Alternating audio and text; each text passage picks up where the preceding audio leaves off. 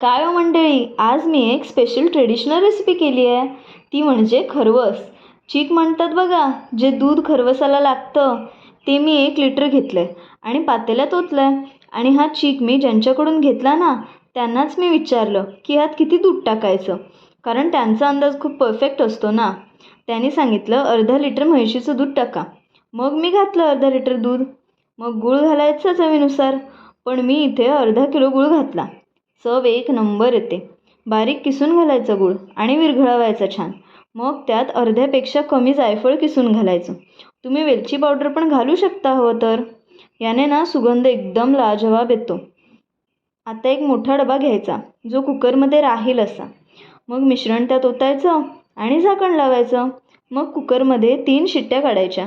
मग रात्रभर हा डबा तसाच ठेवायचा कुकरमध्ये आणि सकाळी उठायचं आणि डबा उघडताच खरवसाचं दर्शन घ्यायचं. एकदम सॉफ्ट आणि परफेक्ट. सुरीने असं पीसेसमध्ये कट करायचं आणि आता हा खरवस खायला तयार आहे. सुंदर दिसतोय ना? चव पण अगदी अशीच आहे, मनाला थंड करणारी.